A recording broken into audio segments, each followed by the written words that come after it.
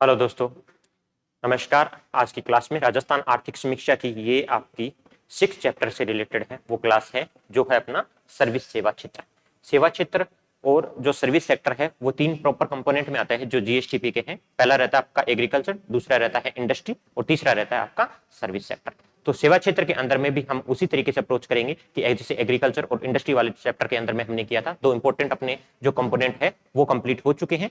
सेवा क्षेत्र के अंदर में भी देखेंगे कि उनके कंपोनेंट क्या है, कौन कौन से कंपोनेंट की कितनी भागीदारी है इसमें, टोटल जो जीएसटीपी है इसके अंदर में सेवा क्षेत्र का योगदान क्या है, सेवा क्षेत्र के अंदर में किन किन चीजों को शामिल किया जाता है, कौन कौन सी सेवाएं हैं जनरली शामिल की जाती है और उनका योगदान क्या है, उनसे रिलेटेड कौन कौन सी स्कीम्स है जो गवर्नमेंट ने चलाई है अभी। तो उससे देखने के लिए और साथ में आप देख सकते हो कि यहाँ पे राजस्थान जैसे ग्रामीण पर्यटन योजना है, जनधन योजना है, सुरक्षा बीमा योजना, इंदिरा गांधी शहरी क्रेडिट कार्ड योजना, जन सूचना पोर्टल, राजस्थान जन आधार योजना, स्टैंड अप इंडिया, अटल पेंशन, प्रधानमंत्री जीवन ज्योति बीमा योजना, मुद्रा योजना। तो इस तरीके की काफी योजनाएं हैं जो इसमें आने वाली है क्लास के अंदर में, क्योंकि ये सर्विस सेक्टर से रिलेटेड योजनाएं हैं। कुछ योजनाएं यहाँ पे क्लियरली हमें डिस्क्राइब की गई है और कुछ का नाम दिया गया है कि किसके अंदर में कितना फंड अलोकेट हुआ है। तो वो भी मैं यहाँ पे थोड़ा सा 3-4 योजनाएं थी जो इसमें एक्सप्लेन नहीं की गई थी वो मैं ले आया हूँ यहाँ पे भी। तो उसको एक साथ ही डिस्कशन कर लेंगे क्योंकि बेसिक इकोनॉमिक्स है उसमें तो हमें करना ही पड़ेगा। अगर ऐसी योजना आती है, इंडियन इकोनॉमिक सर्वे है, वो भी हमें देखना पड़ेगा, उसके इंपॉर्टेंट जो कंपोनेंट्स है अगर हमारे जो उसमें सिलेबस के अंदर में है तो उसको करने के साथ साथ में इसलिए ये योजनाओं के अगर नाम लिखे हुए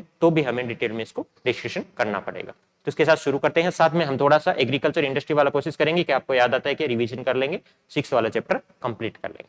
तो जो पहला पॉइंट क्या रहता है अपना कि सेक्टोरल जो डिस्ट्रीब्यूशन क्या है सर्विस सेक्टर का, इसका क्या इसके अंदर में कांस्टेंट प्राइस पे और करंट प्राइस पे इसकी ग्रोथ रेट क्या है, कितना योगदान दे रहा है वो हमें देखना पड़ेगा और कितना कंट्रीब्यूशन रहेगा वो भी आपको याद होना चाहिए। सबसे नीचे देखो कि जीएसवीए के अंदर में करंट प्राइस पे इसका कंट्रीब्यूशन कितना है, तो यहाँ पे दिया गया है 43.74%। 43.74% जो है आपका इसका जीएसवीए के अंदर में कंट्रीब्यूशन रहेगा आपका। ठीक है, 43 पॉइंट कितना रहेगा, 43.7 जो है 4% रहेगा। इसके अलावा जब हमने किया था इसकी एग्रीकल्चर सेक्टर से रिलेटेड किया था, इंडस्ट्री के अंदर में किया था, तो उसका कितना था आपका राजस्थान के अंदर में कृषि क्षेत्र का कितना योगदान था, 28.9%। कृषि क्षेत्र का कितना था, 28.9% जो योगदान था वो आपका कृषि क्षेत्र का रहता है। उसके अलावा उद्योग क्षेत्र का देखा था तो कितना रहेगा, उद्योग क्षेत्र का कितना है 27.3% रहा। तो ये पूरे तरीके से आपको याद होना चाहिए।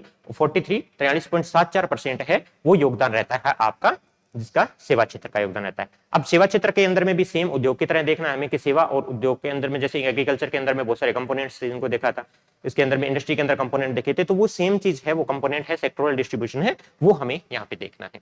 आप देखोगे उसके अलावा देखोगे तो जीएसपी हमें करंट पे दिया गया, कांस्टेंट पे दिया गया है, वो हमें देखना है। तो अभी यहाँ पे देखो 5,73,000 जो है आपका दिया गया 5.73 5,73,000 लाख करोड़ का, 5.73 लाख करोड़ का आपका टोटल जीएसवी के अंदर में इसमें योगदान है। उसका भी देखा था हमने कि कितना रहता है, 3.9 रहता है।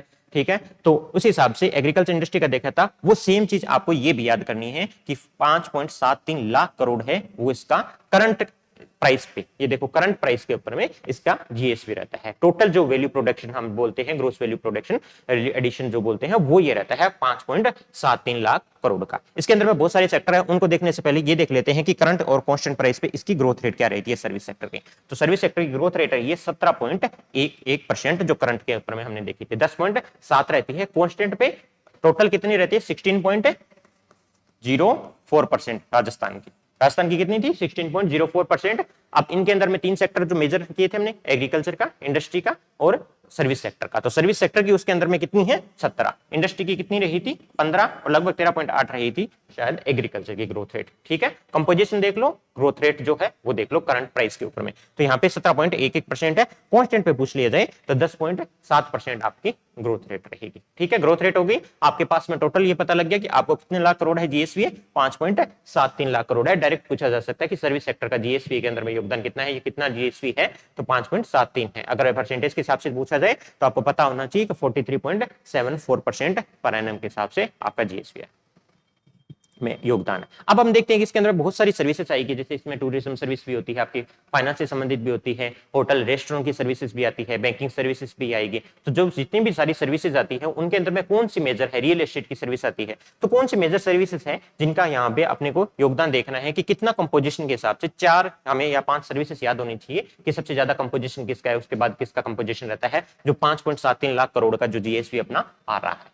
ठीक है, तो उसके अंदर में जैसे सबसे ज्यादा किसका रहता है, यहाँ पे पहले ग्राफ में नोटिस करो कि 27.69% है अपना, ये रहता है आपका real estate ownership and welling professional service. तो आप एक चीज याद कर लो कि सबसे ज्यादा रहता है रियल एस्टेट का, इसका रहता है रियल एस्टेट का सबसे ज्यादा जो सर्विसेज है, क्योंकि रियल एस्टेट सबसे महंगा है यहाँ पे, तो रियल एस्टेट की जो सर्विसेज है वो सबसे ज्यादा योगदान देती है। वो कितना योगदान देती है, 27.69% का योगदान देती है। उसके बाद में अपना आता है 24.62%। ठीक है, 24.62%, सॉरी रियल एस्टेट का नहीं है, ये 27.69 अपना रहता है ट्रेड होटल एंड रेस्टोरेंट का। सेम इसमें है, डिफरेंशिएशन अच्छे से करना, ट्रेड होटल और रेस्टोरेंट का जो दिया गया है वो 27.96% है और रियल एस्टेट का योगदान रहता है 24.62%, 24.62%। तो दो हो गई। तीसरी रहती है अपनी अदर वाली सर्विसेज। अदर सर्विसेज को अगर शामिल नहीं करते हैं तो इसको एक बार ओमिट कर देते हैं, क्योंकि अदर सर्विसेज में जो बची हुई सारी सर्विसेज का कंबाइंड है, कोई एक सर्विसेज स्पेशल रहेगी नहीं। तो पहले ट्रेड आ गया, दूसरा रियल एस्टेट आ गया, तीसरा जो इसके बाद में जो रहता है आपका वो रहता है येलो वाला 11.78%, वो रहता है आपका ट्रांसपोर्ट। जो ट्रांसपोर्ट सर्विस है उसके बाद में देती है। सबसे पहले ट्रेड, उसके अंदर में क्योंकि होटल और रेस्टोरेंट को भी शामिल किया गया, ट्रेड होटल और रेस्टोरेंट को शामिल किया गया है, तो सबसे ज्यादा योगदान देंगे, वो देंगे 27.69%। उसके बाद में 24.62% है वो रियल एस्टेट का जाएगा आपके पास में। तीसरा जो रहता है ट्रांसपोर्ट स्टोरेज एंड कम्युनिकेशन का रहेगा। उसके बाद आता है 9.27 जो है फाइनेंशियल सर्विसेज, जो है फाइनेंशियल सर्विसेज 9.27% आपका फाइनेंशियल सर्विस जो वित्तीय सेवाएं रहती है उनका योगदान रहेगा। उसके बाद जाता है आपका पब्लिक एडमिनिस्ट्रेशन। ठीक है, तो ये याद कर लो आप, 5 चीज सबसे ज्यादा रहेगा, पहला ट्रेड होटल, दूसरा रियल एस्टेट का, अगर परसेंटेज याद नहीं तो कम से कम इतना जरूर याद करें, तीसरा ट्रांसपोर्ट का रहता है, चौथा फाइनेंशियल सर्विसेज का रहता है, पांचवा आपका पब्लिक एडमिनिस्ट्रेशन का रहता है। ठीक है, पब्लिक एडमिनिस्ट्रेशन का रहता है। और टोटल जो कंट्रीब्यूशन कितना है, 5.73 लाख करोड़ का आपका कंट्रीब्यूशन आता है। ठीक, उसके बाद में आप देख लो कि इनका भी है, इनकी अगर ग्रोथ रेट पूछ ली जाए, टोटल ग्रोथ रेट तो हमें पता है 17% हमने याद कर ली, उसकी 17 लगभग 15% कर ली, उसकी 13.8% कर ली। लेकिन अभी 17% के अंदर में भी अगर आपसे कंट्रीब्यूशन पूछा जाए तो 3 आपको याद करनी है। वो क्या रहेगा कि सबसे ज्यादा कंट्रीब्यूशन किसका है, उसके बाद किसका है, उसके बाद किसका है। तो क्रम से मैंने सारे लिख दिए हैं, लेकिन मैं 3 बता देता हूं। सबसे पहले रहेगा ट्रेड होटल वाले का, यहाँ पे व्यापार होटल रेस्टोरेंट वाले का। दूसरा रहेगा ट्रांसपोर्ट वाले का। ठीक है, यहाँ पे देखो 19 के बाद में 15% आएगा। उसके बाद में आपका तीसरा रहेगा रियल एस्टेट वाले का, चौथा रहेगा फाइनेंशियल सर्विसेज वाले का। तो ग्रोथ रेट भी आपको देखनी है कि सबसे ज्यादा ग्रोथ कौन कर रहा है, सबसे ज्यादा ट्रेड होटल रेस्टोरेंट कर रहा है, जो व्यापार होटल और रेस्टोरेंट। दूसरा करता है आपका प्री वैन वाला जो है ट्रांसपोर्ट स्टोरेज कम्युनिकेशन। तीसरा करता है रियल एस्टेट, चौथी रहती है फाइनेंशियल सर्विसेज। तो अगर ग्रोथ रेट के हिसाब से ये सारी क्या बता रही है, कितना ग्रोथ किया है पिछले साल के अकॉर्डिंग, और जो कंट्रीब्यूशन था, कंपोजिशन था, वो भी आपको याद करना है कि पहला ट्रेड रहेगा, ठीक है, दूसरा रहेगा रियल एस्टेट का, वहां पे भी है, तीसरा ट्रांसपोर्ट का, और चौथा आपका फाइनेंशियल सर्विसेज। लेकिन जब आप ग्रोथ रेट के हिसाब से देखते हो तो ट्रेड पहला ही है, दूसरा ट्रांसपोर्ट है, तीसरा रियल एस्टेट है, चौथा भी फाइनेंशियल सर्विसेज है। तो दोनों के दोनों आप एक साथ में याद कर देना। ठीक है, अब आता है, अब एक एक सर्विसेज को देखते हैं, उससे रिलेटेड क्या इंपॉर्टेंट चीजें हैं राजस्थान में, या उससे रिलेटेड जो स्कीम कौन सी है। सिर्फ सर्विस सेक्टर को याद करने का सिंपल सा तरीका है, हर एक सेक्टर ले लो, इंपॉर्टेंट सेक्टर है, उससे रिलेटेड गवर्नमेंट में उसको प्रमोट करने के क्या प्रयास है, सिंपल सा वही आएगा आपका। तो जो पर्यटन है उसके रिलेटेड क्या दिया गया है कि उससे रिलेटेड कोई नई स्कीम आई है, दो वो हम नोटिस कर लेते हैं। अभी पहला क्या है, राजस्थान में पर्यटन के विशेष आकर्षण के केंद्र या यूएसपी आपसे पूछा जा सकता है। अब ये आपको पता होगा, लेकिन फिर भी एक तरीके से आपके पास में होना चाहिए, 5-6 पॉइंट होने चाहिए जो आपको एग्जाम पॉइंट ऑफ व्यू से याद रह सके कि यूएसपी क्या है राजस्थान की, यूनिक सेलिंग प्रोपोजिशन। आपसे यूएसपी पूछी जाएगी कि राजस्थान के अंदर में टूरिज्म की यूएसपी क्या है, क्यों फेमस है बाकी स्टेट्स को छोड़ के, इसके अंदर में ऐसा क्या है जो स्पेशल रूप से टूरिज्म को अट्रैक्ट करता है। इस तरीके से अगर आपसे पूछा जाता है, यूएसपी पूछी जाती है, तो वो क्या रहता है आपका, इनके पास में लग्जरी ट्रेन। सबसे पहला पॉइंट क्या रहेगा आपका, लग्जरी ट्रेन जो पैलेस ऑन व्हील है हमारे पास में, उसका बारे में लिखना आपको। दूसरा क्या है, किले हैं, महल और हवेली। एक क्या फोर्ट्स हमारे पास है दूसरे। तीसरी चीज क्या रहती है, पैलेस। ठीक है, कितने सारे महल है और हवेलियां हैं, वो इंपॉर्टेंट है। मेले और त्योहार, राजस्थान मेले और त्योहार की वजह से टूरिज्म के लिए फेमस है। फिर रहता है आपका हस्तशिल्प, हस्तशिल्प भी अलग अलग जो एरिया है उनकी भी फेमस है, और राजस्थान की हस्तशिल्प है वो कलेक्टिवली भी बहुत फेमस है। उसके बाद हेरिटेज होटल बनाए हुए हैं उन्होंने, ठीक है। एडवेंचरस टूरिज्म साइज के पर्यटन यानी एडवेंचरस, एडवेंचर कर सकते हो यहाँ पे राजस्थान के अंदर में। ग्रामीण और इको टूरिज्म की बात की गई है, जो ग्रामीण और इको टूरिज्म जो अभी लेटेस्ट फैशन में आया है कि अभी ज्यादा प्रमोट कर रहे हैं इसको, ग्रामीण टूरिज्म होना चाहिए। ग्रामीण इलाकों में जाके शहर के लोग हैं जो ग्रामीण में इलाकों में जाके या इको टूरिज्म के ऊपर बढ़ावा दिया जा रहा है। उसके अलावा फिर धार्मिक स्थल, ज्यादा मेले और त्योहार है, इसकी वजह से हमें धार्मिक पर्यटन को भी बढ़ावा मिलता है। फिर हम देखते हैं कि मंदिर है, हवेलियां भी है, और किले भी है, महल भी है, और मंदिर की वास्तुकला भी है। तो मंदिर की वास्तुकला फेमस है। उसके अलावा रहता है शास्त्रीय संगीत, लोक नृत्य। नृत्य तो यहाँ पे आपके मेले त्योहार के साथ ही लिख देना कि मेले त्योहार है, नृत्य फेमस है, शास्त्रीय संगीत फेमस है। तो लगभग आपके पास 8 या 10 पॉइंट होंगे जो आपसे अगर पूछ लिया जाता है कि यूनिक सेलिंग राजस्थान में पर्यटन विशेष आकर्षण का केंद्र क्यों है, इस तरीके से पूछ लिया जाए, या ये पूछ लिया जाए कि यूएसपी क्या है राजस्थान की, सिंपल सा 2 नंबर में या 5 नंबर में, तो आपके पास में ये ऐसे ही आपको लिखना है कि आपके पास लग्जरी ट्रेन यहाँ पे पैलेस ऑन व्हील है, किले, महल, हवेलियां हैं, मेले त्योहार है, हस्तशिल्प है, हेरिटेज होटल है, एडवेंचरस टूरिज्म वाला हिस्सा, ग्रामीण इको टूरिज्म को बढ़ावा दे रहे हैं, धार्मिक पर्यटन है, मंदिर वास्तुकला है, शास्त्रीय संगीत, लोक नृत्य, इनकी वजह से राजस्थान टूरिज्म बहुत फेमस है। ठीक है, सिंपल सा रहता है। इसी के साथ में जो आउटलुक ट्रेवल अवार्ड होता है, आउटलुक ट्रेवलर अवार्ड है 2022 का, ये कुंभलगढ़ और चित्तौड़गढ़ किलों के लिए हेरिटेज डेस्टिनेशन इन इंडिया में सिल्वर अवार्ड दिया गया। कि हेरिटेज डेस्टिनेशन कौन कौन से हैं इंडिया में, ये फाइंड करती है कौन, आउटलुक ट्रेवलर करती है। आउटलुक ट्रेवलर जब फाइंड करती है हेरिटेज कौन कौन से है यहाँ पे डेस्टिनेशन इंडिया के अंदर में, तो उनमें कुंभलगढ़ और चित्तौड़गढ़ जिले हैं, उनको सिल्वर अवार्ड दिया गया था 2022 की कैटेगरी के अंदर। तो याद कर लेना कि आउटलुक ट्रेवलर अवार्ड है 2022, वो डेस्टिनेशन देखता है, हेरिटेज डेस्टिनेशन ऐसे कौन कौन से हैं उनको फाइंड करता है, तो उनके लिए कुंभलगढ़ को और चित्तौड़गढ़ को इसके अंदर में सिल्वर अवार्ड से सम्मानित किया गया था। ठीक है, तो ये आ गया बेसिक टूरिज्म के बारे में कि क्यों टूरिज्म के लिए राजस्थान फेमस है। अब इसके लिए क्या आती है, 2 पॉलिसीज आई है जो नई है। ये पहली पॉलिसी है, ये क्या है, राजस्थान फिल्म पर्यटन प्रोत्साहन नीति 2022 की। क्या ये राजस्थान फिल्म पर्यटन प्रोत्साहन यानी फिल्म के पर्यटन के लिए प्रोत्साहन करने के लिए 2022 में नीति आई है। सबसे पहले डेट कौन सी डेट को आई है, 18 अप्रैल 2022 को, 18 अप्रैल 2022 याद कर लो, 18 अप्रैल 2022 को राजस्थान फिल्म प्रोत्साहन जो आपका नीति आई है। इसके अंदर में क्या होगा, सिंपल सी बात है कि राजस्थान को एक तो फिल्म गंतव्य के रूप में बढ़ावा देना और राजस्थान में फिल्म शूटिंग को बढ़ावा देना है। कि यहाँ पे अगर आप फिल्म का प्रोडक्शन करते हो, वैसे भी राजस्थान के बहुत सारे जो हिस्से हैं वहां पे फिल्म का यहाँ पे शूटिंग की जाती है, लेकिन उस चीज को बढ़ावा देने के कि राजस्थान में फिल्म की शूटिंग हो सके और फिल्म गंतव्य के रूप में बढ़ावा दे सके, इसके लिए राजस्थान फिल्म पर्यटन प्रोत्साहन नीति आई है। ठीक है, इससे क्या होगा कि यहाँ पे अगर फिल्म की शूटिंग होती है तो लोकल लोग हैं उनको भी एक रोजगार मिलेगा यहाँ पे। ठीक है, तो ये याद कर लेना कि ये 18 अप्रैल 2022 को आई थी। और यहाँ पे कुछ इंफ्रास्ट्रक्चर भी बनता है, तो उस दौरान जो इक्विपमेंट की जरूरत रहती है, जो लोकल चीजों की जरूरत रहती है, ट्रेडिशन के हिसाब से अगर आप फिल्म की शूटिंग करते हो तो जो एम्प्लॉयमेंट हो गया एक तरीके से एसेट जनरेशन का काम हो गया, वो राजस्थान फिल्म प्रोत्साहन नीति है उसमें इसको बढ़ावा मिलेगा। यहाँ पे इसके लिए और ज्यादा जो सेकंड पॉइंट है, इसके लिए क्या करेगी, ऐसा स्पेशल क्या आया इस नीति में, नीति बनाने से क्या होगा, तो 2 करोड़ रुपए या उत्पादन की कुल लागत का 15% तक की सब्सिडी दे होगी। आप कहीं और फिल्म बनाते हो तो वहां पे आपके पास में खर्चा ज्यादा आता है मान लो, तो यहाँ पे अगर आप बनाते हो तो 2 करोड़ रुपए तक की हम छूट दे देंगे, या फिर आपका लागत ज्यादा है फिल्म बनाने की तो उसका 15% तक है जो हम सब्सिडी दे सकते हैं। तो 2 करोड़ रुपए हाईएस्ट देंगे, उसके अलावा अगर कम लागत में बना रहे हो तो उसका 15% तक हम इसके अंदर में सब्सिडी आपको दी जाएगी जितना भी आपका खर्चा आता है। तो इसलिए फिल्म प्रोत्साहन नीति के अंदर में इतना याद करना है, कब लागू हुई, किसके लिए है, फिल्म गंतव्य और फिल्म शूटिंग को बढ़ावा देना, 2 करोड़ रुपए या 15% तक छूट देना। ठीक है, अब दूसरी नीति जो है टूरिज्म डिपार्टमेंट से संबंधित है, वो कौन सी है, ग्रामीण पर्यटन योजना। हमने अभी देखा था कि ग्रामीण और पर्यटन और इको टूरिज्म को बढ़ावा देना है, टूरिज्म की यूएसपी है राजस्थान की, तो इसके लिए क्या है, ग्रामीण पर्यटन योजना है 30 नवंबर।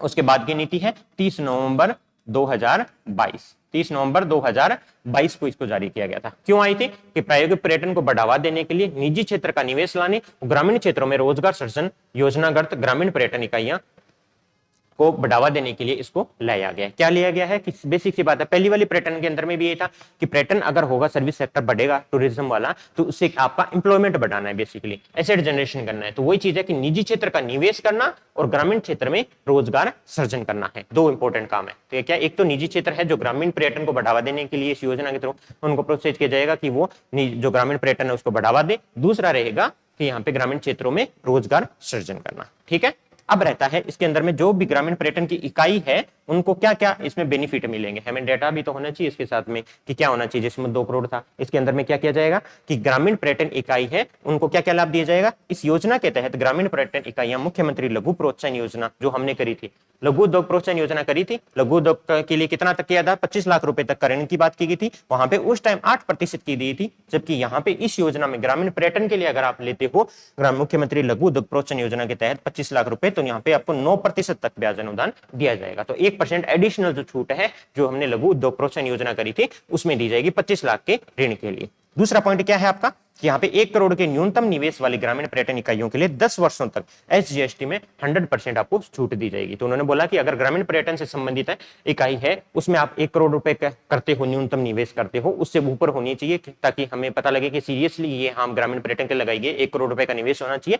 तो उसमें जो आपको जीएसटी दिया जाता है, देना होता है गवर्नमेंट को, तो उसमें आपको 10 सालों तक आपको कोई जीएसटी देना नहीं होगा। ठीक है, समझ आ गए। ग्रामीण पर्यटन योजना है एक तो, और पहली वाली है फिल्म प्रोत्साहन योजना, 2 है जो टूरिज्म से संबंधित है।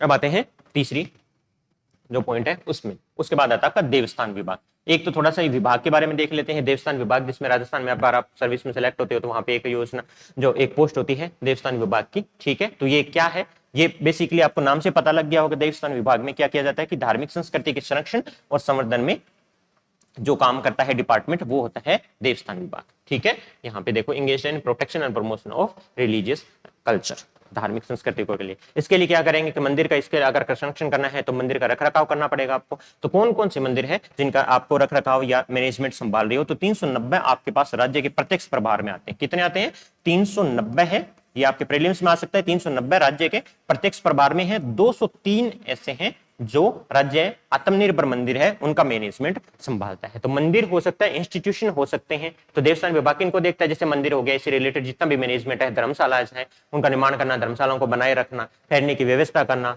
ठीक है, मेले वगैरह जब आयोजन होता है तो उनका मैनेजमेंट देखना। तो इसके लिए जो 390 आपके पास में है वो राज्य के प्रत्यक्ष प्रभार में आते हैं मंदिर और संस्थाएं। 203 है वो राज्य आत्मनिर्भर जो मंदिर और संस्था है उनका मैनेजमेंट दिखता है, वो डायरेक्ट इनके स्टेट के अंडर में नहीं आते हैं। तो ये याद, इनकी संख्या याद होनी चाहिए। 390 प्रत्यक्ष प्रभार वाली ये पूछेंगे, 203 है वो राज्य आत्मनिर्भर मंदिर और संस्थाएं हैं उनका मैनेजमेंट देखता है। तो इनके लिए जो स्पेशल डिपार्टमेंट बनाया गया है वो कौन सा है, देवस्थान विभाग है।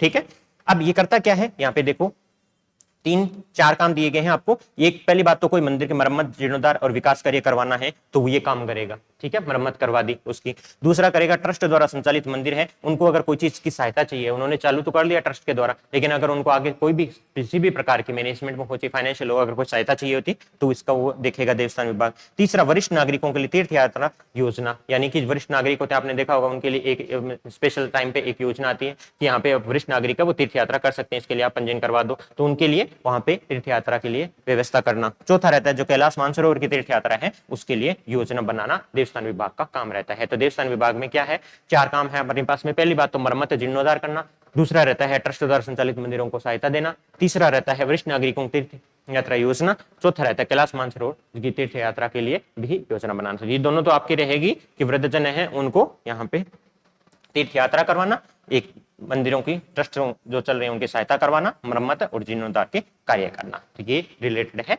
देवस्थान विभाग से। ठीक, अब आती है, हमने देखा था कि टूरिज्म वाला देखा था, थोड़ा सा देवस्थान विभाग भी उसके रिलेटेड देख लिया कि आप टूरिज्म में अगर आप ऐसे मंदिर यहाँ पे इंस्टीट्यूशन के अंदर में ठहरते हैं तो उनके रिलेटेड भी योजना है। अब आती है आपकी दूसरी सेवा जो रहती है वित्तीय सेवाएं।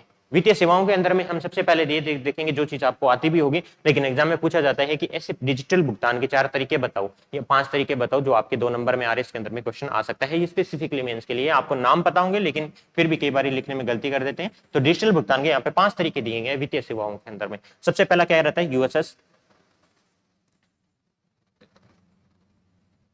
यूएसएसडी आपके, यानी कि जो मोबाइल फोन है, जो आपके पास में स्मार्टफोन नहीं है किसी के पास में, तो उनको अगर है किसी मैसेज की सुविधा के थ्रू भी *99# है उसके थ्रू भी आप सारी बैंकिंग की सुविधाएं उपलब्ध करवा सको, ये बैंक करवाते हैं इनके लिए। तो ये यूएसएसडी के वित्तीय सेवाएं हैं यहाँ उपलब्ध करवाने के लिए, डिजिटल भुगतान करने के लिए। आप उनसे भी, स्मार्टफोन नहीं है तो भी आप जो बटन वाले फोन होते हैं उनमें भी आप डायल करके *99 है, उससे भी आप सारी जो है सेवाओं का लाभ उठा सकते हैं, जितनी भी वित्तीय सेवाएं हैं तो उससे डिजिटल भुगतान किया जा सकता है। दूसरा रहता है आधार के आधार पे भुगतान, आधार इनेबल्ड पेमेंट सिस्टम, कि अगर आधार इनेबल्ड पेमेंट सिस्टम भी लागू किया गया कई जगह पे कि आधार नंबर है उसके आधार पे करके आप थंबप्रिंट लगा के ऑथेंटिकेशन करके आप अपना पेमेंट कर सकते हो। तीसरी चीज रहती है वॉलेट्स। आपने देखा होगा कि अगर नहीं है आप डायरेक्ट वॉलेट में भी पैसे रखने की अनुमति आरबीआई ने दे दी है। पेटीएम वॉलेट हो गया, फोन पे वॉलेट हो गया, जिसमें आपके डायरेक्ट बैंक अकाउंट के बजाय भी आप डायरेक्ट उन्हीं के वॉलेट में पैसा रख सकते हैं। तो वो आप वॉलेट से भी, या फिर आप भुगतान करना चाहें, पेमेंट करना चाहें तो आप बैंक के माध्यम से, वॉलेट के माध्यम से भी पेमेंट कर सकते हैं। तीसरा रहता है, आपको पता ही होगा जो हमेशा चलता है, debit credit card, prepaid card हो सकते हैं, रुपए भी अब आ गए तो रुपए कार्ड हो सकता है, डेबिट कार्ड हो सकता है या फिर क्रेडिट कार्ड हो सकता है, जिससे भी आपका डिजिटल पेमेंट किया जा सकता है।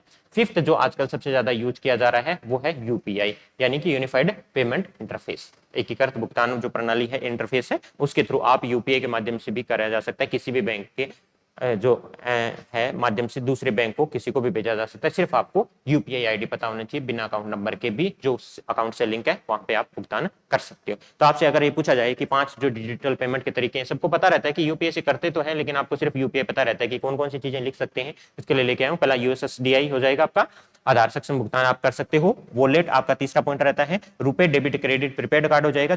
और पांचवा रहेगा आपका एकीकृत भुगतान इंटरफेस या यूपीआई। 4 ही पूछे जाए तो आप इनको लिख सकते हैं, इन चारों को लिखा जा सकता है लास्ट वाले, ठीक है।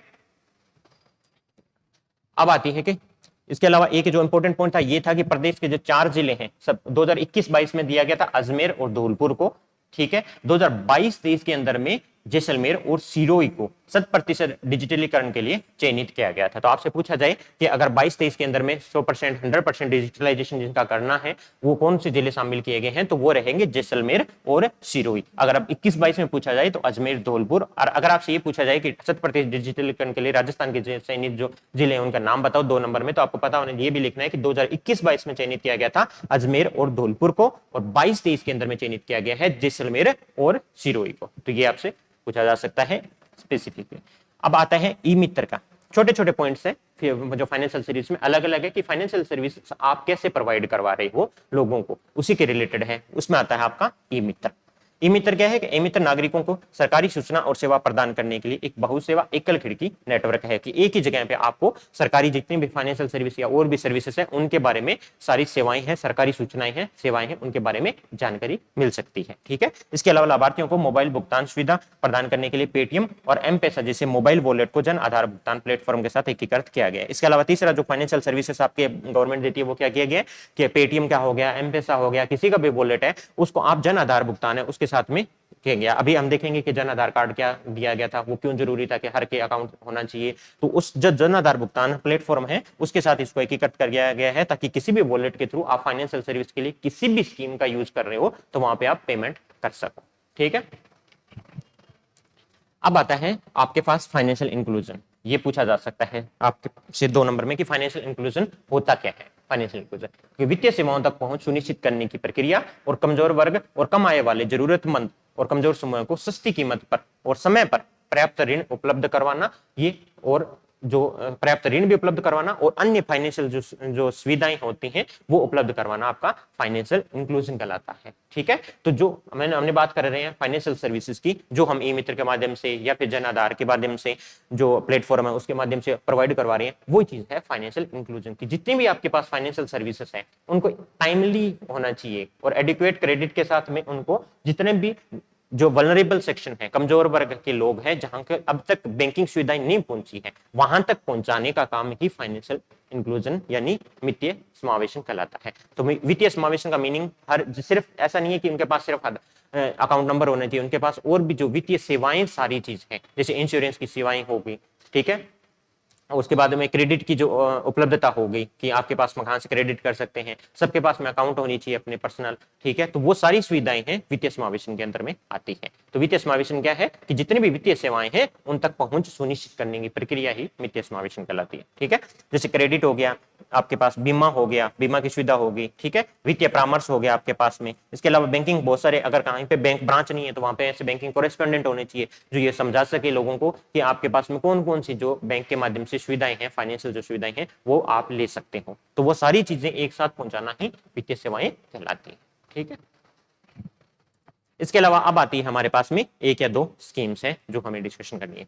वो है रहती है, अब स्कीम्स देखेंगे सारी की सारी। वो पहली आती है हमें स्टैंड अप इंडिया योजना। स्टैंड अप इंडिया योजना पहले किसके लिए है? अनुसूचित जाति, जनजाति और महिला उद्यमियों के बीच में उद्यमशीलता को बढ़ावा देने के लिए स्टैंड अप इंडिया स्कीम लाई गई थी। सबसे पहले किसके लिए है? महिलाओं के लिए, महिला उद्यमी है जितने भी, और अनुसूचित जाति और जनजाति के लिए लाई गई थी स्टैंड अप इंडिया स्कीम। यहाँ पे अनुसूचित जाति जनजाति के लिए कौन से सेक्टर में कर सकते हैं? ये गैर कृषि क्षेत्र में कर सकते हैं। ग्रीन फील्ड उद्यम, ग्रीन फील्ड कौन से होते हैं? जो नए लगे। ब्राउन फील्ड यानी जो अभी तक बने हुए हैं उन्हीं का रखरखाव मेंटेनेंस करना ब्राउन फील्ड में रहता है। ग्रीन फील्ड मींस जब तक अभी तक जिसने ऐसे सेक्टर में काम नहीं हुआ है उस सेक्टर में काम करना है आपको। गैर कृषि क्षेत्र में होने चाहिए और 10 लाख से 1 करोड़ के बीच में बैंक ऋण की सुविधा देकर आबादी से वंचित लोगों तक पहुंच पहुंचाने के लिए संस्थागत ऋण संरचना का लाभ उठाना, और जो 7 साल तक आप वापस कर सकते हो। जितना पैसा लिया है 10 लाख से 1 करोड़ तक आपको मिलेगा यानी। और ग्रीन फील्ड गैर कृषि क्षेत्र में आपको ऐसा कुछ काम करना है जहां पे आप अपना उद्यमी है वो काम कर सकते हैं। इसके लिए लिया गया है स्टैंड अप इंडिया योजना लाई गई थी, और 7 साल तक आप आराम से चुका सकते हो। और ये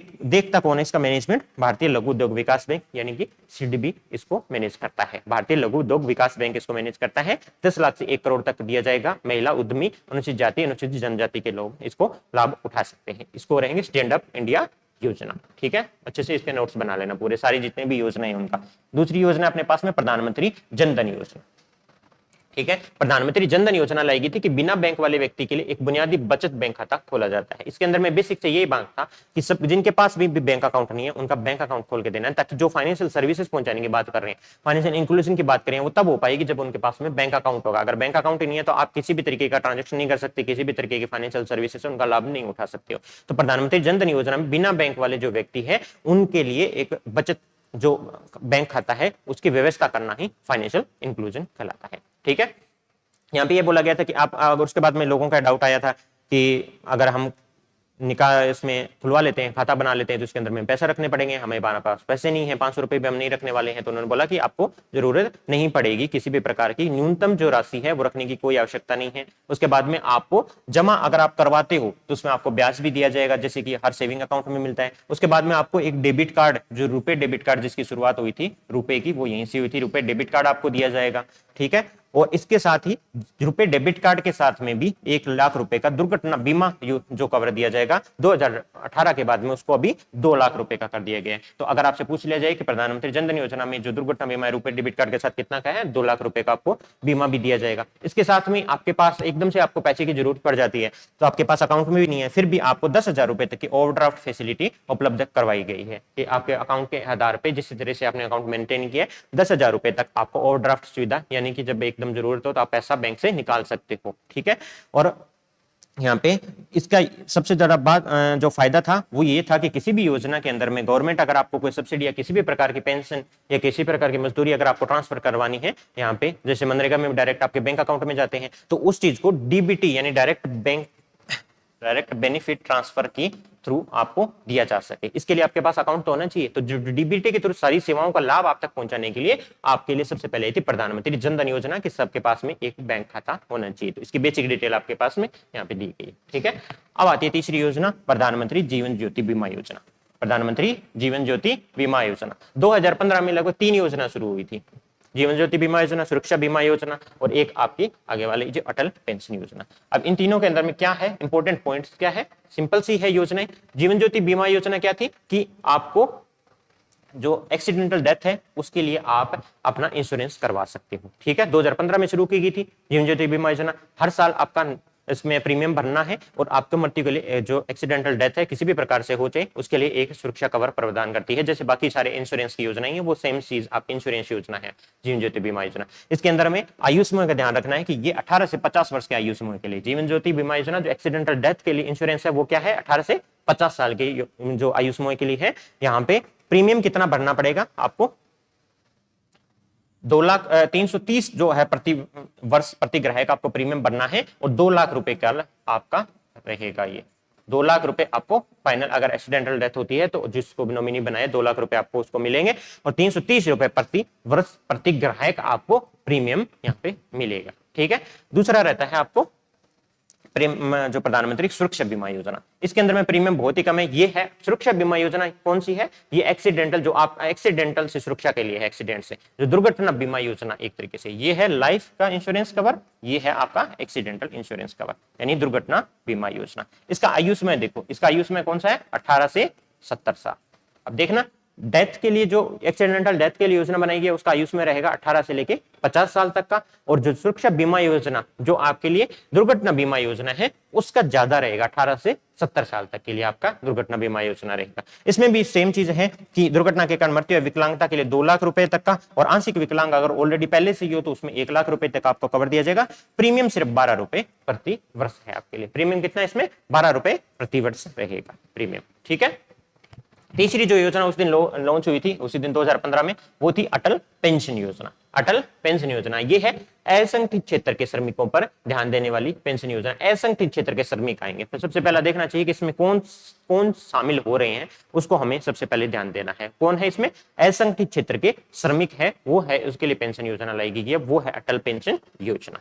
अटल पेंशन योजना में न्यूनतम जो आयु 18 वर्ष है, अधिकतम आपकी 40 है, तो इसकी जो एज लिमिट है वो रहेगी 18 से 40। तो तीनों योजना एक साथ आई थी, इसलिए इसकी एज जो है गैप किसकी कितनी एज के अकॉर्डिंग बनाई गई है, उसमें बहुत सारे क्वेश्चन पूछे गए थे, तो कभी भी आ सकते हैं। ये दी गई है अपने सर्वे के अंदर में तो करनी पड़ेगी। अटल पेंशन योजना 18 से 40 साल तक के लिए है, असंगठित क्षेत्र के श्रमिकों के लिए है। अब जब 18 साल में प्रीमियम भरवाना शुरू कर देते हो आप, तो आप ज्यादा टाइम के लिए प्रीमियम भराओगे तो आपके लिए मैक्सिमम जो आपको लास्ट में पेंशन दी जाएगी वो रहेगी 5,000 रुपए। और अगर आप लेट प्रीमियम भरवाना शुरू करते हो तो, या कि जितना लेट हो जाते हो आप 30 साल की उम्र में, 25 साल की उम्र में, तो जिस हिसाब से आपने प्रीमियम भरवाया है उस हिसाब से आपको पेंशन दी जाएगी, जो मिनिमम 1,000 रुपए है और मैक्सिमम कितना है आपका 5,000 रुपए के बीच में आएगी। ठीक है। तो जितना आपने प्रीमियम भरवाया है उसके अकॉर्डिंग आपको पेंशन की गारंटी दी जा रही है, क्योंकि असंगठित क्षेत्र के श्रमिकों के लिए पेंशन की व्यवस्था है नहीं। ऑर्गेनाइज सेक्टर में है जो काम कर रहे कंपनी, उनको तो दी जाएगी। गवर्नमेंट सर्वेंट है उनको भी पेंशन दी जाती है। तो जो असंगठित क्षेत्र के श्रमिक है उनके लिए पेंशन योजना है, 1,000 से लेकर 5,000 रुपए तक की मैक्सिमम पेंशन मिलेगी आपको,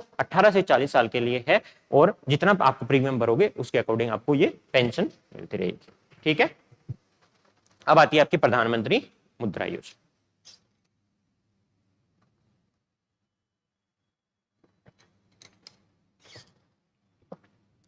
हाँ, वो 3 है, वो एक साथ शुरू हुई थी, ये भी आपकी उसी दौरान शुरू हुई थी प्रधानमंत्री मुद्रा योजना, अप्रैल 8 2015, अप्रैल 8 2015 में शुरू हुई थी।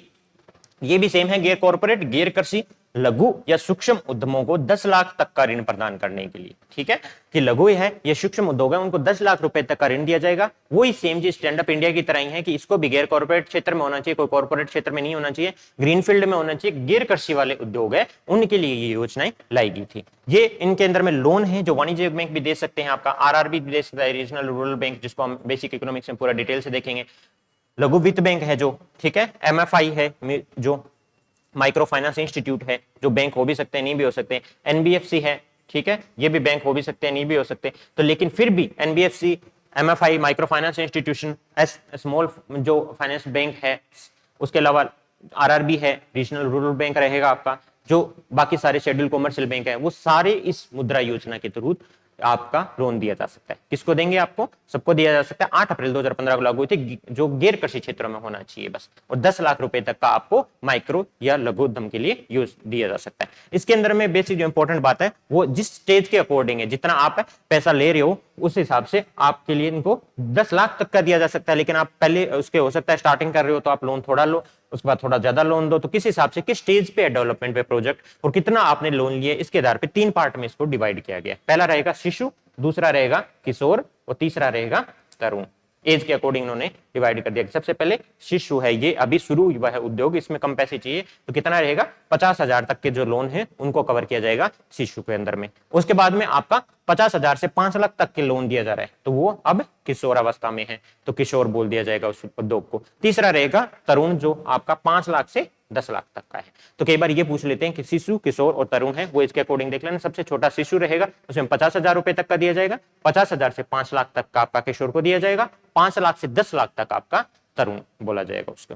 ठीक है, तो 3 पार्ट में मुद्रा योजना के अंदर में इसको डिवाइड किया गया है। ठीक है, ये भी यहाँ पे जो ये 5वीं योजना रहेगी इंदिरा गांधी शहरी क्रेडिट कार्ड योजना, ये तो सर्वे में एक्सप्लेन की गई है। इंदिरा गांधी शहरी क्रेडिट कार्ड योजना, अब शहर में क्रेडिट की जरूरत किसको पड़ गई जिसके लिए इंदिरा गांधी शहरी क्रेडिट कार्ड योजना शुरू की गई थी? तो लगभग 5 लाख स्ट्रीट वेंडर है। स्ट्रीट वेंडर देखते हो ना, ठेले वाले, जहां पे आप मोमोज खाते रहते हो, तो 5 लाख जो स्ट्रीट वेंडर्स है या सेवा क्षेत्र के युवा है, बेरोजगार है, उनको पहले आओ पहले पाओ के आधार पे स्वरोजगार के लिए अपना कोई भी काम शुरू करना चाहते हो स्वरोजगार के लिए, तो आप सबसे पहले जाके जो आवेदन करेगा, जितने मतलब इनको फिक्स होगा कि इतने लोगों को हमें ये लोन देना है, तो 5 लाख जो लगभग स्ट्रीट वेंडर तक इन्होंने चूज किए हैं कि इनको आप सेवा क्षेत्र में या आप काम कर रहे हैं, बेरोजगार युवक है, उनको आप लोन दोगे। ठीक है, तो इंदिरा गांधी शहरी क्रेडिट कार्ड योजना बोला जाता है इसको। इसमें कितना दिया जाएगा? बिना किसी गारंटी के, बिकॉज स्ट्रीट वेंडर्स है, उनके पास कहां ही गारंटी होगी, नहीं तो आप होम पे लोन ले सकते हो, कोई आपके पास में प्रॉपर्टी उस पर लोन ले सकते हो, तो इनके पास नहीं होगी स्ट्रीट वेंडर के पास में, तो बिना किसी गारंटी के 50,000 तक का ब्याज मुक्त ऋण प्रदान किया जाता है। अब स्ट्रीट वेंडर को और क्या चाहिए, वो ठेला बड़ा ले आएगा और क्या होगा, तो कितना बड़ा इन्वेस्टमेंट तो है नहीं है कोई, तो 50,000 रुपए तक का आपको लोन दिया जाएगा। लेकिन फायदेमंद बात है कि अगर आपको चाहिए काम करने के लिए 50,000 में, या आप अपना काम भी शुरू करना चाहते हो स्टेट वेंडर के तौर पे, तो बिना किसी गारंटी के आपको 50,000 तक का आपका ब्याज मुक्त ऋण दिया जाएगा। जितना 50,000 लिया वही वापस करना है। वापस करना में भी बहुत फायदे हैं कि 4 से आपको 15वें तक या फिर 21वें महीने तक 12 या 18 समान किस्तों में, या 12 किस्त लेते हो तो 4th महीने के बाद में आपने 50,000 रुपए ले लिए, तो 4 महीने के बाद में आपको वापस चुकाना शुरू करना है। अब वो 12 महीने की 12 किस्त भी बनवा सकते हो, तो आपको 15 महीने तक कंप्लीट करना है, और आप 18 किस्तों में देते हो तो 21 महीने तक आपको कंप्लीट जो 50,000 रुपए हैं वो धीरे धीरे वापस करना है। तो 50,000 रुपए भी आपको 12 या 18 किस्तों तक आपको ऑप्शन दिया जाता है, तो आराम से आप इसको चुका सकते हो। ठीक है, 4,000 रुपए महीने करोगे तो भी आप वापस दे सकते हो इसको। ये तो रहेगी अपनी योजनाएं जो इंपॉर्टेंट यहाँ पे दी गई थी, फाइनेंशियल सर्विसेज के साथ में ही दी गई थी, रोजगार के लिए या बैंक कौन कौन से किस किस को लोन देता है, कितनी योजनाएं उसके लिए चलाई गई है। अब आती है आपकी आईटी विभाग की, इंफॉर्मेशन टेक्नोलॉजी की जो योजनाएं हैं, या फिर ऐसे कोई कार्यक्रम, ऐसे कोई पोर्टल जिसके माध्यम से आपके लिए जो तकनीक है, टेक्नोलॉजी का यूज करके लोगों तक जितनी भी सेवाएं हैं उनके बारे में सूचना पर पहुंचा सके, वो सारे इसके अंदर में कवर किए जाते हैं। तो सबसे पहला अपना आता है जन सूचना पोर्टल। ठीक है, सबसे पहला आएगा जन सूचना पोर्टल। तो सरकार द्वारा लागू की गई सभी योजनाओं की जानकारी एक ही स्थान पर सुलभ, पारदर्शी, विश्वसनीय तरीके से उपलब्ध कराने के उद्देश्य से जन सूचना पोर्टल शुरू किया गया है। जन सूचना पोर्टल का काम क्या था कि जितनी भी सरकार की योजनाएं हैं उनको पारदर्शी तरीके से, एक तरह भरोसेमंद तरीके से आप तक सारी उसके बारे में डिटेल पहुंचाई जा सके, इसके लिए एक पोर्टल बनाया गया था, इसका नाम था जन सूचना पोर्टल। ये पहला है देश का इस तरीके का शुरू किया गया था। और ये भी लिख देना कि ये आईटी अधिनियम 2005 की धारा 4(2) बोलती है कि जितने भी गवर्नमेंट के स्कीम्स हैं उनको पारदर्शी तरीके तक लोगों तक पहुंचाया जाना चाहिए। तो जो आपका आरटी अधिनियम है ना 2005, उसकी धारा 4(2) की आवश्यकताओं को पूरा करने वाला ये है। और देश का पहला है जो राजस्थान ने शुरू किया था जन सूचना पोर्टल। ठीक है, पोर्टल पर अभी दूसरी इंपॉर्टेंट चीज रहती है कि कितनी योजनाओं का है, कितने विभागों की योजनाएं, कितनी योजनाएं हैं जिनके बारे में डाटा रखा हुआ है, वो है 115 विभाग की 331 जो शासकीय योजनाएं उनके बारे में डाटा दिया गया है। कितनी है? 115 विभाग है जिनकी 331 योजनाओं के बारे में जन सूचना पोर्टल पर डाटा जो अभी अवेलेबल है। 115 विभाग की 331 जो है योजनाओं का डाटा अवेलेबल है। ठीक है, तो सारी योजनाएं जितनी भी, सिंपल सा है कि एक पोर्टल है जन सूचना पोर्टल, जनता को सूचना प्रोवाइड करवाने के लिए। ठीक है, इसके साथ में दूसरा जो शुरू किया था वो था राजस्थान संपर्क पोर्टल। कौन सा था? राजस्थान संपर्क पोर्टल। एड ऑन मॉड्यूल जैसे कि मोबाइल ऐप के थ्रू, ठीक है, जीआईएस के एकीकरण के थ्रू, या बेहतर उपयोगकर्ता अनुभव के लिए उन्नत डाटा एनालिटिक्स जैसे एप्लीकेशन के साथ नागरिकों के लिए एकीकृत शिकायत निवारण मंच है कि आप शिकायत निवारण के लिए बनाया गया था। पहली बात तो राजस्थान संपर्क पोर्टल, कि संपर्क पोर्टल में जाके आप अपनी जो है एक हेल्पलाइन नंबर भी देखो यहाँ पे दिया गया, सीम हेल्पलाइन नंबर पे नया टोल फ्री नंबर है 181। ये पूछा जा सकता है राजस्थान संपर्क पोर्टल का नंबर क्या है? 181। ये अवेयरनेस की बात है, आपको पता होना चाहिए, बहुत बार ये न्यूज में भी आता है। यहाँ पे क्या है कि मोबाइल ऐप के थ्रू कर सकते हो आप, ठीक है। ज्योग्राफिकल आप एक जीआईएस इंटीग्रेशन के थ्रू भी कर सकते हो, इसके थ्रू डाटा एनालिटिक्स के माध्यम से ये देखते हैं कि किन से विभाग की कितनी शिकायतें आ रही है, कौन सी स्कीम के बारे में ज्यादा शिकायतें आ रही है। तो ये एक तरीके से दोनों को फायदा रहता है कि कंज्यूमर के तौर पे आप गवर्नमेंट से इनकी शिकायत कर सकते हो किसी भी चीज की, और दूसरी चीज रहती है उनके पास में डेटा रहता है तो उसको एनालाइज करके ये देख सकते हैं कि किसके विभाग या किस योजना है उनके बारे में अच्छे रिव्यू नहीं है, तो उसको सुधारा जा सकता है। तो उसके लिए आया गया है राजस्थान संपर्क पोर्टल। तीसरा रहता है आपका Rajasthan state wide area network. Basic छोटे छोटे नेटवर्क से जिनके बारे में आपको ध्यान होना चाहिए कि किस तरीके से आपको तक सुविधाएं पहुंचाई जानी है, आईटी डिपार्टमेंट की कौन कौन सी योजनाएं हैं। अगर आपसे राजस्वान पोर्टल पूछ लिया जाए, जिसको बोलते हैं Rajasthan state wide area network, Rajasthan state wide area, वैन लैन तो आपको पता ही होगा जो आईटी से संबंधित है उनको, तो लेकिन वैन नहीं पता तो वाइड एरिया नेटवर्क, ये नेटवर्क का एक कॉम्बिनेशन होता है जहां से आपको इंटरनेट सुविधाएं प्रदान की जाती है। तो वही चीज यहाँ पे दी गई है। यहाँ पे क्या किया गया कि राज्य मुख्यालय है उनको जैसे मंडल मुख्यालयों तक जोड़ना है, उनको फिर बाद में जिला मुख्यालयों तक जोड़ना है, फिर उसके बाद में आपको ब्लॉक तक आपके तक देके जाना है, ब्लॉक मुख्यालय तक देके जाना है। ठीक है, तो इसमें आपको इंटरनेट से जोड़ने के लिए राजस्थान में स्टेट वाइड एरिया नेटवर्क लाया गया था इंटरनेट जोड़ने के लिए। ये देखो आप कि स्टेट हेडक्वार्टर है उनको सारे डिविजनल हेडक्वार्टर से जोड़ना है 1 जीबीपीएस से लेकर 10 जीबीपीएस की। स्टेट को डिविजनल हेडक्वार्टर से जोड़ने के लिए कितनी देनी है, 1 जीबीपीएस से 10 जीबीपीएस की आपके पास लाइन होनी चाहिए। डिविजनल हेडक्वार्टर को आपको डिस्ट्रिक्ट हेडक्वार्टर से जोड़ना है तो इसके लिए 1 जीबीपीएस या कम से कम 500 एमबीपीएस की आपने यहाँ जो राजस्वान नेटवर्क है उसके थ्रू आपको लाइन बिछानी पड़ेगी। और जो यहाँ पे डिस्ट्रिक्ट हेडक्वार्टर है उनको ब्लॉक हेडक्वार्टर के लिए 10 एमबीपीएस से लेकर 8 एमबीपीएस तक की आपकी लाइन से जोड़ना है। तो बेसिकली एक नेटवर्क बनाना है जिससे आप सूचना तंत्र को मजबूत कर सके। राजस्थान में स्टेट वाइड एरिया नेटवर्क जिसको बोलते हैं राजस्वान, इसके लिए शुरू किया है। इसके बाद में बहुत सारी छोटी छोटी चीजें हैं जैसे कि आप यूआईडी आधार के बेसिस पे है, फाइबर टू होम आपको दिया गया है कि हर एक घर तक फाइबर पहुंचा दिया जाए ताकि इंटरनेट कनेक्शन अवेलेबल रहे। इसके बाद में जो पीडब्ल्यूडी की है बहुत सारी सिविल सेवा है उनके लिए भी आपके लिए जो है GWMS शुरू किया गया है। ठीक है, तो इस तरीके के बहुत सारे ऐसे पोर्टल्स है। अगर आपसे डायरेक्ट पूछा जाए कि कौन कौन से आईटी डिपार्टमेंट के द्वारा या आईटी सेक्टर के अंदर में राजस्थान के अंदर में क्या आप प्रयास किए जा रहे हैं लोगों तक अपनी सेवाओं को पारदर्शी तरीके से पहुंचाने के लिए, तो आप सारी चीजें लिख सकते हैं। ठीक है, जैसे वीसी करने के लिए राजवीसी पोर्टल है आपके पास में, वीडियो आईपी फोन है जिससे आप कहीं भी वीसी कर सकते हो, भौगोलिक सूचना प्रणाली है जिसमें जैसे जयपुर के पूरे क्षेत्र को 3D मैपिंग की गई है। ठीक है, तो आप 3D मैपिंग कर सकते हो जिससे आपको सब चीजों के बारे में जानकारी रहेगी, कौन सी सिचुएशन कहाँ पे है। ठीक है, राज वाईफाई लगा सकते हो, ई मित्रा के अंदर में भी सेवा का वितरण कर सकते हो आप। ठीक है, राज ई साइन आ गया जिसके अंदर में आप आधार से वेरिफिकेशन करके आप कहीं से भी आप ई साइन कर सकते हो कोई भी डॉक्यूमेंट को, तो इसके लिए आपको स्पेसिफिकली विभाग में उपस्थित होना जरूरी नहीं रहेगा। ठीक है, तो इस तरीके की बहुत सारी है जैसे वन्य जीवी निगरानी और अवैध शिकार रोधी प्रणाली भी लाई गई है। कमांड कंट्रोल सेंटर है जो सब चीजों को कंट्रोल करता है, चाहे पुलिस प्रशासन हो किसी को भी हो उसके बारे में जानकारी रखना। ठीक है, कौन सा क्राइम भी कहाँ हुआ है, तो सब डिपार्टमेंट से रिलेटेड बहुत सारी ऐसी आईटी की योजनाएं हैं। ये ऐसे आपके लिए प्रोजेक्ट चलाए गए हैं जो आईटी डिपार्टमेंट से संबंधित है। ठीक है, इसके बाद में एक जो स्पेसिफिकली दूसरा ऐसी योजनाओं के तहत पूछा जा सकता है वो है I start Rajasthan. I start Rajasthan देखो यहाँ पे I start Rajasthan. I start Rajasthan क्या है कि राज्य में नवाचार को बढ़ावा देने, रोजगार पैदा करने, निवेश की सुविधाओं के लिए राजस्थान सरकार द्वारा फ्लैगशिप कार्यक्रम है कि यहाँ पे से ज्यादा आपके पास में क्या उसके नवाचार इनोवेशन हो सके। इसके लिए जो फंडिंग देनी है वो भी निवेश के लिए प्राइवेट और गवर्नमेंट सेक्टर भी आगे आ सके और आपको ज्यादा से ज्यादा रोजगार के लिए अवसर उपलब्ध करा सके। इसके लिए जो आई स्टार्ट प्लेटफॉर्म लिया गया था, यहाँ पे 100% जैसे सार्वजनिक या निजी स्टार्टअप, यहाँ पे सारा स्टार्टअप से रिलेटेड काम है ना 100% आपके, चाहे वो सार्वजनिक पब्लिक से हो चाहे निजी किसी का स्टार्टअप हो, इसमें स्टार्टअप को मान्यता देना हो, स्टार्टअप के बारे में अपग्रेड करना हो, स्टार्टअप में स्किल बिल्डिंग का किसी को जरूरत है तो वो भी सुविधा उपलब्ध है। स्टार्टअप में प्रमोशन आपको चाहिए मार्केटिंग के रिलेटेड वो भी सुविधा उपलब्ध है। स्टार्टअप की फंडिंग हो गई, स्टार्टअप चल रहा है आपको उसको और एक्सेलरेट करना है तो उससे रिलेटेड जितनी भी स्टार्टअप से संबंधित है वो देश में जितने भी राज्यों में चल रही है उसमें से एक बड़ा प्रोजेक्ट के अंदर में ये शामिल है जिसको बोलते हैं आई स्टार्ट। तो आई स्टार्ट मतलब मैं स्टार्टअप कर सकता हूं, इस हिसाब से बनाया गया है। नवाचार को बढ़ावा देने के लिए आज कर लेना, उसके लिए आपको क्या चाहिए होगा, पैसा चाहिए होगा तो निवेश की सुविधा, और तीसरा चाहिएगा रोजगार की अवसर उपलब्ध करवाना। ठीक है, 100% जो ऑनलाइन सार्वजनिक या निजी स्टार्टअप को मान्यता देना, स्टार्टअप से रिलेटेड सारे काम ये करता है। स्किल बिल्डिंग चाहिए तो अपग्रेड करना है, जो चल रहा है उसको और ज्यादा प्रमोट करना है, मार्केटिंग सुविधाएं हैं तो वो सारी सुविधाएं आपको आई स्टार्ट प्रोवाइड करवाता है। इसके तहत challenge for change rural innovation challenge चल रहा है, challenge for change rural innovation challenge, जिसके अंदर में रूरल एरिया में हो, रूरल एरिया से रिलेटेड अगर कोई स्टार्टअप है वो जाके अपना दिखा सकता है, वहां से फंडिंग ले सकता है। ठीक है, तो आई स्टार्ट राजस्थान वो इससे संबंधित है, स्टार्टअप से संबंधित है। ठीक है, इसके बाद में एक राजकाज दिया गया आपका। राजकाज एकीकृत अगली पीढ़ी आईटी प्लेटफॉर्म है जो कार्यालय की उत्पादकता को बढ़ाता है। इसके अंदर में क्या किया गया, एक ऑनलाइन प्लेटफॉर्म दिया गया है जहां पे आप आसानी से अपना काम, सारे डिपार्टमेंट की जितनी भी आपको सुविधाएं चाहिए, कोई भी काम करने के लिए एक डिपार्टमेंट को दूसरे की सुविधा भी चाहिए, तो एक तरीके से सेवा वितरण के लिए या आंतरिक जो ऑफिस है उसमें काम करने के लिए आपको राजकाज एक प्लेटफॉर्म बनाया गया। सिंपल सा कि ऑफिस के अंदर में सारे टीम के मेंबर भी मिलकर काम करना चाहें तो उसके लिए ऑनलाइन प्लेटफॉर्म बना दिया जहां पे अलग अलग जगह पे बैठ के भी एक जगह पे काम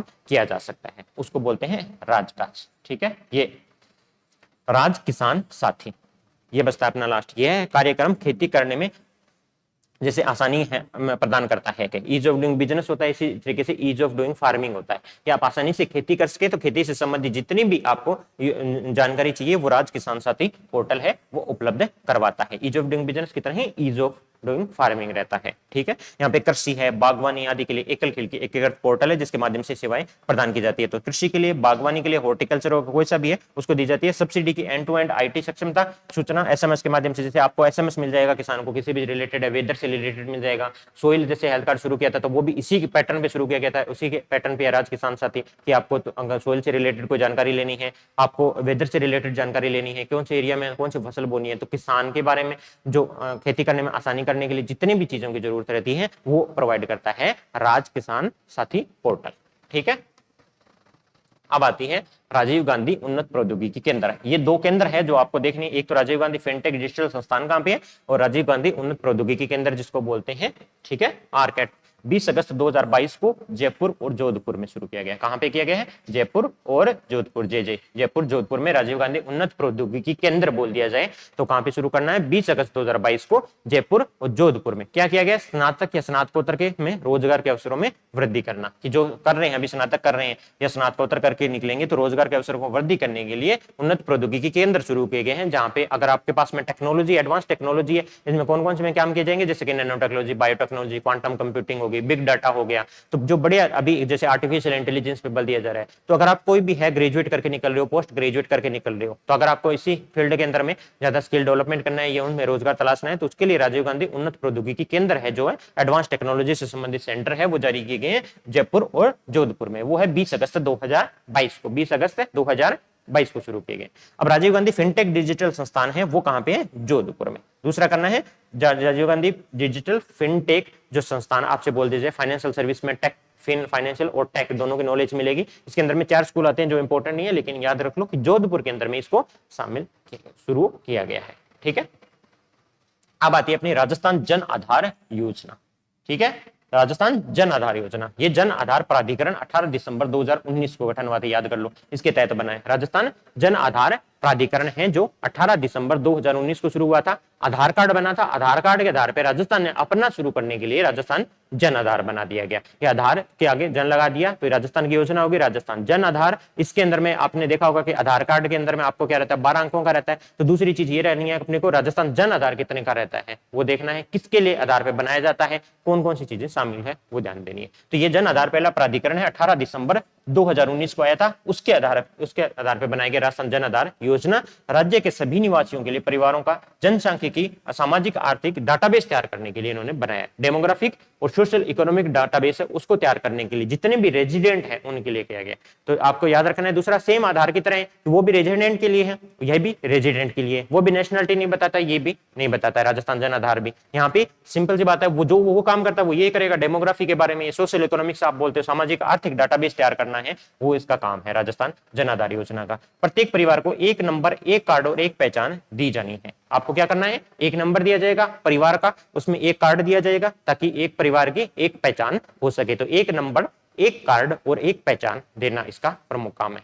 अब रहता है आपका जन आधार आईडी, पहचान के प्रमाण, पते के प्रमाण और परिवार के मुखिया और उसके सदस्यों के संबंध के प्रमाण में मान्यता प्राप्त है। तीसरी चीज ये पूछी जा सकती है आपसे कि इसके अगर आपके पास में जन आधार कार्ड है तो उससे आप क्या प्रमाणित कर सकते हो। ठीक है, तो एक तो प्रूफ ऑफ आइडेंटिटी दे सकते हो कि मेरी आईडी प्रूफ के तौर पे भी काम आ सकता है। दूसरा प्रूफ ऑफ एड्रेस जो आधार कार्ड करता है वो ये करता है कि एड्रेस प्रूफ के तौर पे इसको यूज किया जा सकता है। तीसरा, अगर आप proof of relationship to the head of family, कि आप हेड ऑफ फैमिली के साथ अगर रिलेशनशिप, अगर आपको कहीं डिस्प्यूट हो जाता है अगर किसी नाम के आधार पे, तो वो आप जन आधार के आधार पे प्रूफ कर सकते हो कि फादर और मदर के साथ में, मेरा हेड ऑफ फैमिली के साथ में क्या रिलेशन है, उस चीज को प्रूफ करने के काम आता है जन आधार।